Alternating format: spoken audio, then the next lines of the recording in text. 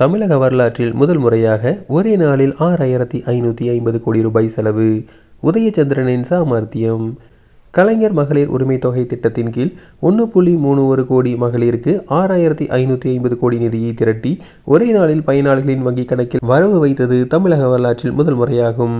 திமுகவின் தேர்தல் வாக்குறுதியான மகளிர் உரிமை தொகை மாதம் 1000 ரூபாய் வழங்கப்பட்டு வருகிறது. மாதந்தோறும் 15ஆம் தேதி இந்த நிதி வழங்கப்பட்டு வரும் நிலையில் இன்று காலை திடீரென பயணிகளின் கணக்கிற்கு மகளிர் உரிமை தொகை 5000 ரூபாய் வரவு வைக்கப்பட்டது. பிப்ரவரி, மார்ச், ஏப்ரல் ஆகிய 3 மாதங்களுக்கு தலா 1000 ரூபாயும், மே மாதம் சிறப்பு நிதியாக 2000 ரூபாய் என மொத்தம் 5000 ரூபாய் வழங்கப்பட்டது தெரியவந்தது. எந்த முன்னறிவிப்புமின்றி திடீரென 5000 ரூபாய் ஏன் வரவு வைக்கப்பட்டது என்பதை விசாரித்த போதுதான் பல்வேறு தகவல்கள் வெளியாகியுள்ளன. தேர்தலை காரணம் காட்டி மகளிர் உரிமை தொகையை முடக்கப் பார்க்கிறார்கள் என முதல்வர் மு.க. ஸ்டாலின் தெரிவித்திருந்தார். இதன் பின்னணியில் என்ன இருக்கிறது?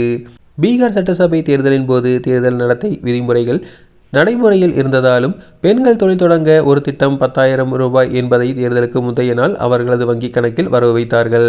அப்போது தேர்தல் ஆணையம் தலையிட்டு தடை விதிக்கவில்லை. தேர்தல் நடத்தை விதிமீறல் வழக்கையும் பதிவு செய்யவில்லை.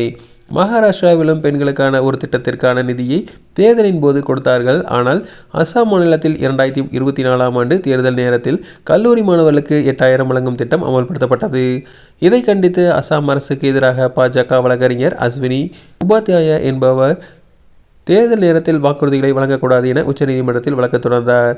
அந்த மனுவில் அரசியல் கட்சிகள் செயல்பாடுகள் வாக்குறுதிகள் ஒழுங்குபடுத்த வேண்டும் என அவர் தன் வழக்கில் கோரிக்கை விடுத்திருந்தார். இந்த வழக்கு விசாரணையில் இருந்து வருகிறது. இதனிடையே மகாராஷ்டிராவில் உள்ளாட்சி தேர்தல் நடந்தபோது மகளிர் உதவித்தொகைக்கு தடை விதிக்கப்பட்டது.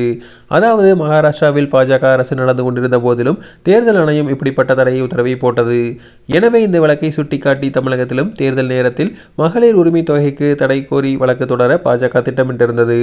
இந்த நிலையில்தான் பீகார் சட்டசபை தேர்தலில் பெண்களுக்கு 10,000 ரூபாய் வரவு வைக்கப்பட்டதை எதிர்த்து பிரசாத் கிஷோர் வாக்காளர்களுக்கு லஞ்சம் கொடுத்து நிதிஷ்குமார் தேர்தலில் வென்றார். இந்த தேர்தலை செல்லாது என அறிவிக்க வேண்டும் என வழக்கு தொடர்ந்தார். அப்போது அவரது வழக்கை விசாரித்த உச்சநீதிமன்றம் தோற்றுவிட்டு தேர்தலை தள்ளுபடி செய்ய வேண்டும் என்பதை ஏற்க முடியாது என கூறி அவர் மனுவை தள்ளுபடி செய்தனர். எனினும் அரசியல் கட்சிகள் இலவசங்கள் வழங்குவது குறித்து தீவிரமான ஆய்வுகள் செய்ய வேண்டும்.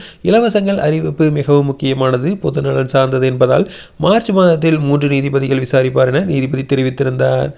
இந்நிலையில் பாஜகவின் திட்டத்தை முதல்வர் மு.க. ஸ்டாலின் அறிந்து கொண்டு அரசு அதிகாரியுடன் ஆலோசனை நடத்தினார். மார்ச் மாதம் உச்சநீதிமன்றம் ஏதாவது தடை உத்தரவை பிறப்பித்துவிட்டால் அது திமுக அரசுக்கு பின்னடைவாக மாறிவிடும் என்பதை ஸ்டாலின் கருத்தில் கொண்டார்.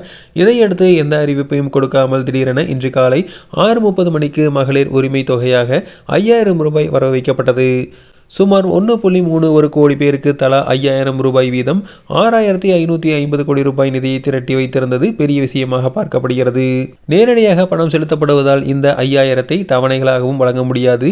எனவே ஒரே நாளில் அனைவருக்கும் இந்த பெரிய தொகையை வரவு வைக்க நிதித்துறைக்கு உத்தரவிட்டு இந்த நிதியை எடுத்து வைத்திருந்து யாரும் எதிர்பார்க்காத நேரத்தில் முந்திக்கொண்டு கொடுத்ததாகவே கருதப்படுகிறது. தமிழகத்தில் எத்தனையோ திட்டங்கள் செயல்படுத்தப்பட்டு வந்தாலும் சுதந்திர இந்தியாவில் ஒரே நாளில் மக்கள் நலத்திட்டத்திற்காக இவ்வளவு பெரிய தொகை செலவிடப்படுவது இதுவே முதல் முறை. தமிழக நிதித்துறை வரலாற்றிலும் இது முதல் முறை. இதற்கு காரணம் நிதித்துறை செயலாளர் உதயச்சந்திரன் IAS உள்ளிட்ட அதிகாரிகள்தான் காரணம் என்கிறார்கள்.